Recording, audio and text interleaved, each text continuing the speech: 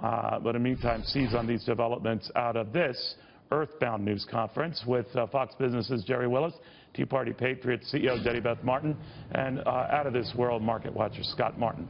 All right, so Scott, and with you, I want to begin with you, not so much on the new findings from NASA, but whether what Sean Spicer was outlining will change this criticism the administration's been getting that it doesn't have a plan in place on the budget, or for that matter, a clear agenda on what it's going to accept or reject on tax cuts.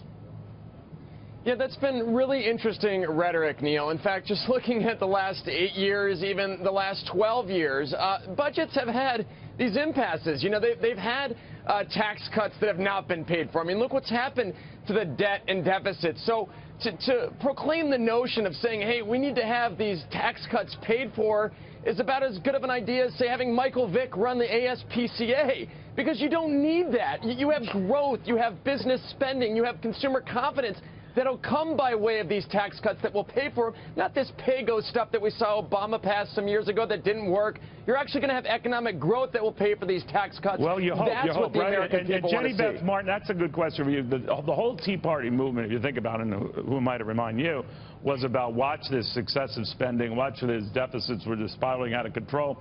And the argument for tax cuts is that they could do the same thing. The near term, if they're not paid for. Now, I'm not always necessarily in that camp that you equate them to spending, but that near term, when you do without that tax revenue that comes from drastically lower tax rates, you have to wait a few years for the bang for the buck to come in. Are you, as a budget hawk and someone who really likes to avoid red ink, okay with that? Well, we have always, I agree with Scott in what he just said, that if you cut taxes, the economy is going to grow, so the money will come back in. And you're right, there will be a bit of a waiting period with it.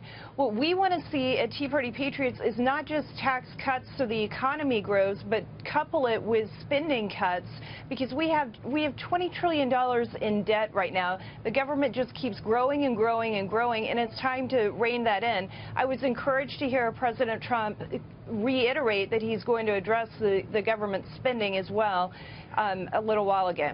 All right, a promise is one thing. If it's anything like my dietary commitments, I don't know, Gerri, and I'm wondering whether the markets care. So just put your market hat on, and regardless of your personal views, let's say we get big tax cuts, but they aren't paid for up front. This import tax, which was going to go a long way to doing just that, fizzles out, doesn't get support. They can't come up with the money they would need near term to offset whatever revenue they could lose from a tax cut up front.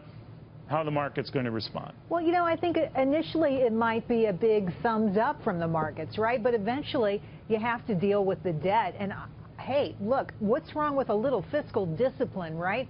Because at the end of the day, what we know about the Trump tax plan, which is not that different from the Republicans' tax plan minus border tax, is that even with dynamic scoring, you're going to get $2 to $3 trillion worth of revenue less. We're going to have less money to spend. And at the same time, we're talking about over 10 years, right? Over 10 years, right. Sir, correct.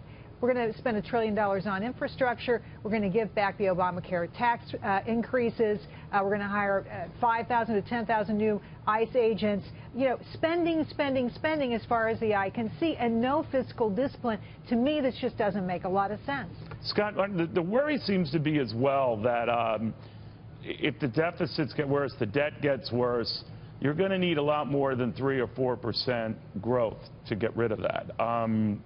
What is a number used in the back of your mind to justify what we could be about to see?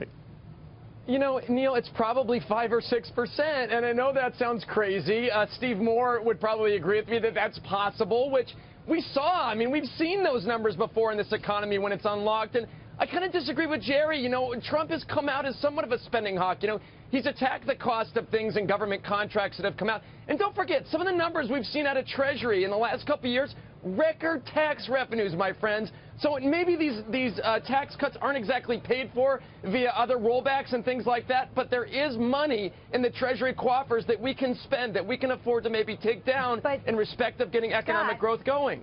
Scott, look, already the expectations for the budget deficit, it grows by $9.4 trillion over 10 years. It's already going to be increasing, and we're going to add these other burdens to it. Look, all power to the Trump administration in making priority number one growing the economy, but you got to have a little discipline somewhere. And you're looking at the number right there. How much debt and how much federal debt do we have?